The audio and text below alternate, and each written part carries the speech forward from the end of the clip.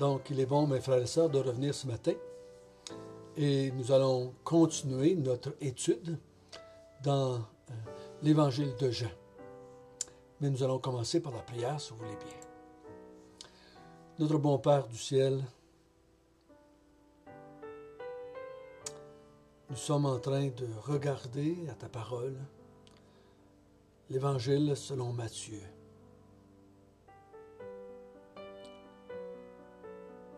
Tu veux convaincre la jeune Église que Jésus de Nazareth était vraiment le Messie qui devait venir et le roi d'Israël. Mais ce n'est pas seulement que le roi d'Israël, mais aussi le roi de ce nouveau royaume que tu es en train d'établir. Nous te demandons, Seigneur, que tu puisses nous en convaincre encore plus ce matin. Dirige-nous par ton Saint-Esprit, car nous voulons glorifier ton Saint-Nom. Amen. Nous allons regarder ce matin l'enfance. Hier, on a vu la naissance du roi. Et ce matin, on va commencer à voir, peut-être qu'on va avoir le temps de le voir au complet, mais l'enfance du roi. Et vous savez comme moi que, dépendamment de qui je suis, ça va influencer mon enfance. Si je vis au monde de parents extrêmement riches, ça va paraître durant mon enfance. Si je viens d'une famille très pauvre, ça va paraître aussi.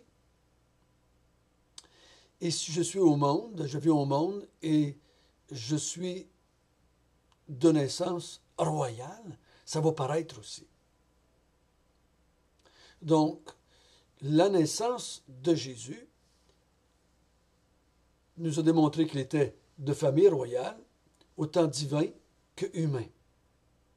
Maintenant, ce qui est arrivé au jour dans son enfance, dans les premiers mois, les premières années de son enfance, nous démontre qu'il était le roi. Et dans le chapitre 2 de Matthieu,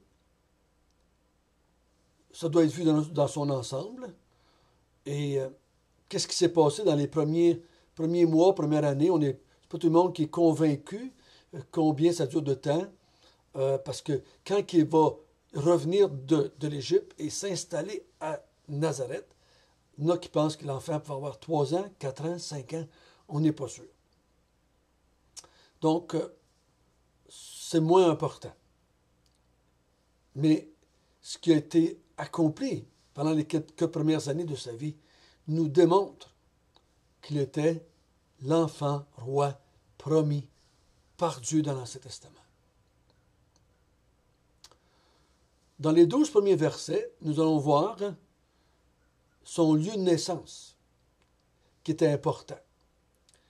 Je vous ai dit hier que Matthieu s'efforce de prouver que Jésus était le Messie par les Écritures de l'Ancien Testament. Et dans ce texte ici, il y a 4 prophéties qui s'accomplissent dans les 3 ou 4 premières années de sa vie. Et ce qui est intéressant, c'est que Jésus n'avait aucun contrôle sur ces prophéties-là. Il n'a pas pu les faire accomplir, en tant qu'enfant, je pense. Donc, ces choses-là arrivent parce qu'il y a eu une intervention divine pour que ces choses-là s'accomplissent. On va le voir dans les 3 ou 4 prophéties qui sont accomplies. Il y a toujours une intervention divine pour que les prophéties que Dieu a faites par les prophètes de l'Ancien Testament s'accomplissent à la venue de Jésus. Lisons ensemble les 12 premiers versets.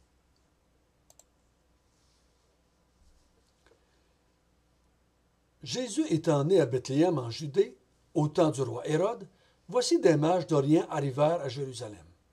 Ils dirent, « Où est le roi des Juifs qui vient de naître?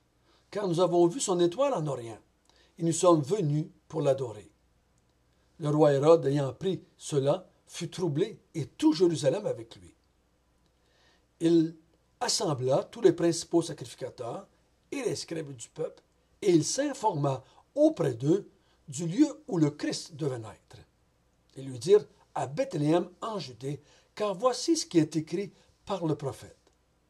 Et toi, Bethléem, terre de Juda, tu n'es pas la moindre d'entre les principales villes de Juda, car de toi sortira un chef qui paîtra Israël, mon peuple. Alors Hérode fit appeler en secret les mages et s'enquit soigneusement auprès d'eux depuis combien de temps l'étoile brillait. Puis il les envoya à Bethléem en disant, « Allez et prenez les informations exactes sur le petit enfant. Quand vous l'aurez trouvé, faites-le-moi savoir afin que j'aille aussi moi-même l'adorer. » Après avoir entendu le roi, ils partirent, et voici l'étoile qu'ils avaient vue en Orient allait devant eux jusqu'au moment où, arrivée au-dessus du lieu où était le petit enfant, elle s'arrêta. Quand ils l'aperçurent, l'étoile, ils furent saisis d'une grande joie. Ils entrèrent dans la maison, virent le petit enfant avec Marie, sa mère, se prosternèrent et adorèrent. Ils ouvrirent ensuite leur trésor et lui offrirent en présent de l'or, de l'encens et de la myrrhe. Puis, divinement avertis en songe de ne pas retourner vers Hérode, ils regagnèrent leur pays par un autre chemin.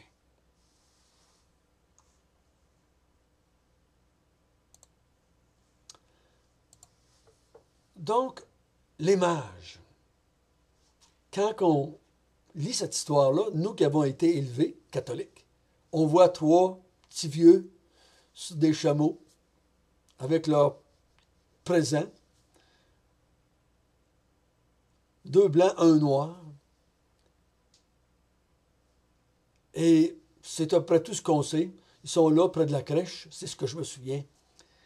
Mais ça a tout un autre sens ici. Je crois que d'abord, nous ne pouvons pas savoir s'ils sont trois. On ne sait pas s'ils sont vieux. On ne sait pas s'il y en a un noir. Mais ce qui est important de comprendre. Donc, ces hommes-là étaient reconnus. On les appelait, quand on lit l'histoire, des couronneurs de rois. Ils étaient des gens très importants, probablement en Perse ou en Arabie. Ils viennent de l'Orient, donc à l'est de Jérusalem. Ils viennent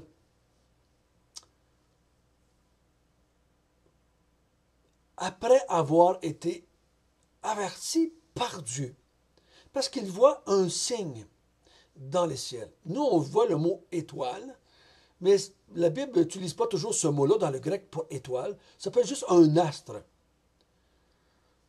Donc, c'est un astre céleste. Si c'est une étoile, comète, on peut avoir toutes sortes de choses. C'est un phénomène céleste qu'on voit dans le ciel. Mais que ce n'est pas ordinaire. C'est extraordinaire. Mais comment devine-t-il qu'à la vue de cet astre-là, de cette étoile-là, si on veut, qu'un roi est né à Jérusalem? Comment est-ce qu'ils viennent de cette pensée-là?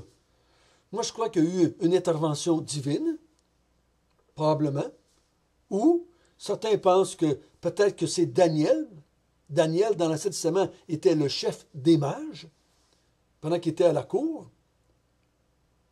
Est-ce que c'est lui qui aurait instruit les mages de la venue d'un Messie, de la venue d'un grand roi qui était pour régner sur le monde entier, sur un royaume spécial? Peut-être. Mais une chose est certaine, quand ils arrivent à Jérusalem, ils ne passent pas inaperçus. Au verset 3, le roi Hérode, ayant appris cela, fut troublé avec tout Jérusalem. Ils sont troublés par le fait qu'il y a des mages, probablement plusieurs mages, parce qu'il y a des mages, et ils doivent avoir toute leur escorte.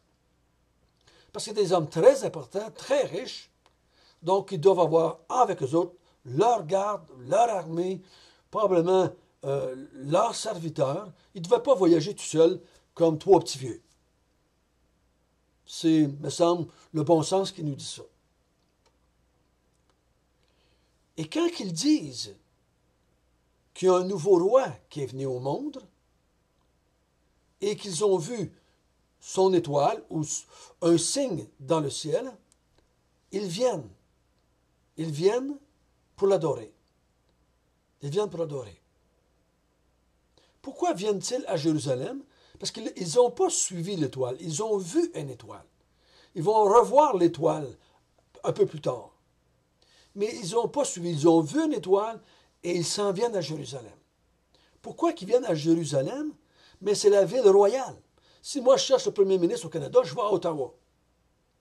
Et donc, Jérusalem est la ville royale. S'ils avaient suivi l'étoile, pas à pas, si je peux dire ainsi, ils ne seraient pas allés à Jérusalem. L'étoile les aurait conduits à Bethléem.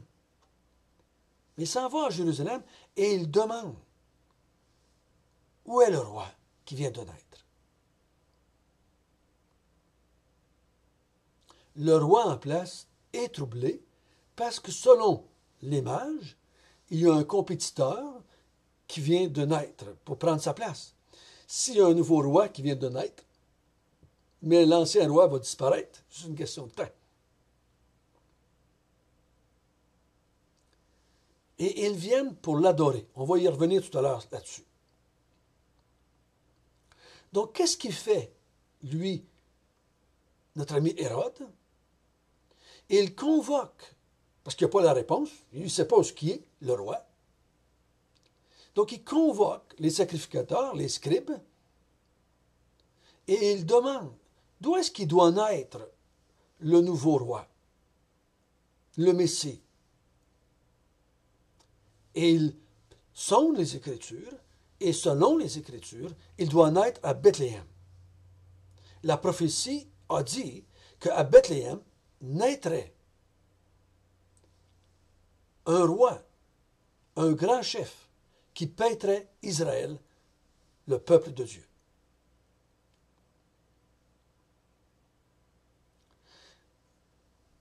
Ici, nous comprenons pour nous, qui sommes après ces événements, que Jésus n'a jamais été le roi d'Israël, mais je crois qu'il parle ici du vrai Israël, de l'Israël, qui est le peuple de Dieu. Et c'est le nouveau peuple, le nouveau royaume que ce roi, homme et Dieu, va établir.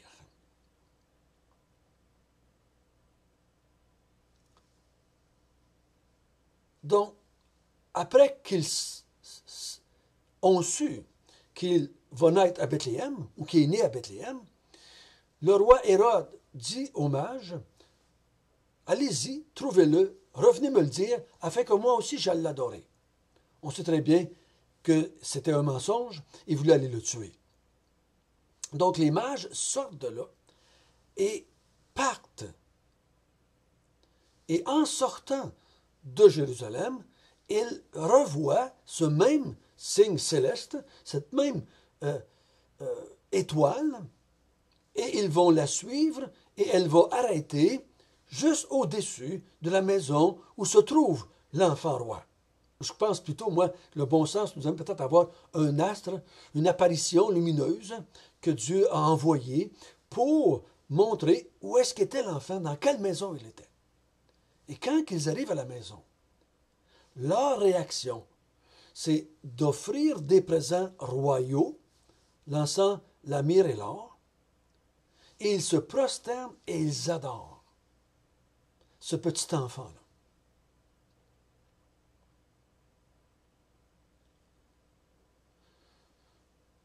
La révélation qu'ils ont eue, c'est que ce roi-là était plus qu'un roi, parce qu'il l'adore, il se prosterne et il l'adore.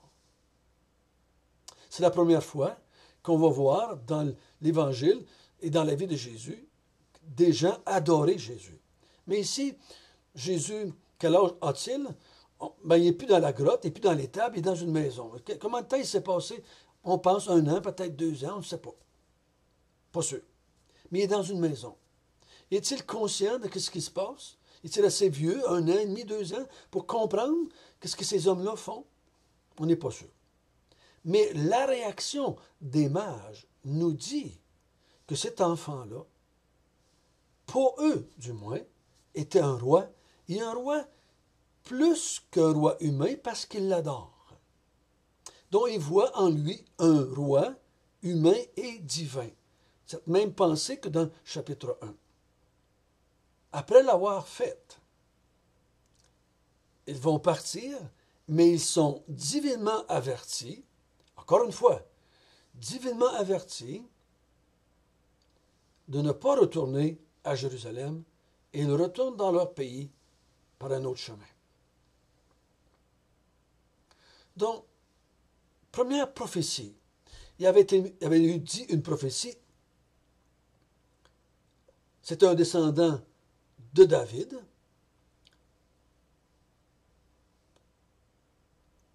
Mais David étant roi à Jérusalem, pourquoi est-ce qu'il n'est pas à Jérusalem? La prophétie avait dit Bethléem. Et c'est là que Jésus est né à Bethléem. On n'a pas toutes les données ici pourquoi il était à Bethléem, d'autres évangiles nous le disent. Mais ici, on voit que quand il va naître à Bethléem, dans la ville du grand chef. Cet homme qui va paître Israël, le peuple de Dieu. Il va le paître. Il va le diriger. Il va le gouverner comme un roi humain et divin.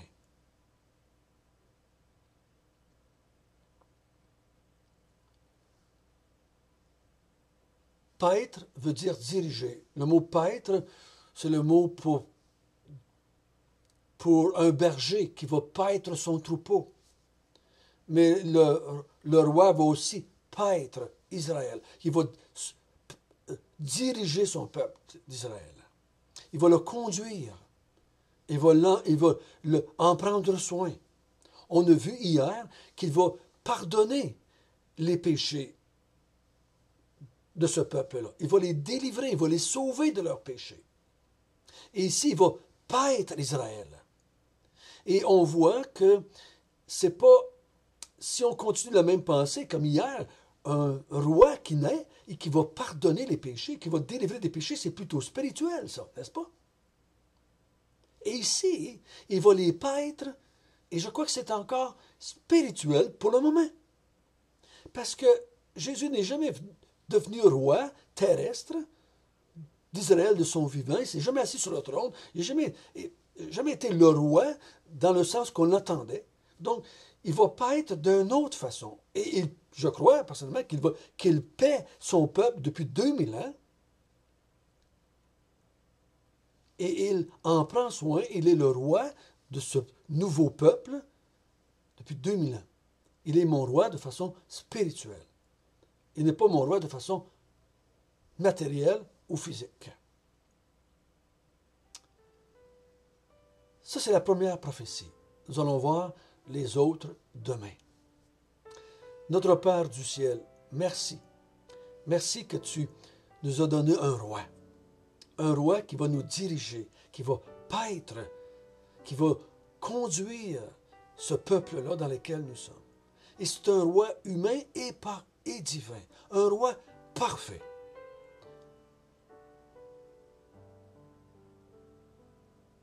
Merci que tu l'as protégé. Ici, de la folie des êtres humains. Merci que tu nous l'as donné pour qu'il nous sauve de nos péchés et qu'il nous conduise. Seigneur, donne-nous la grâce de le servir, ce roi-là, de lui obéir, de l'adorer,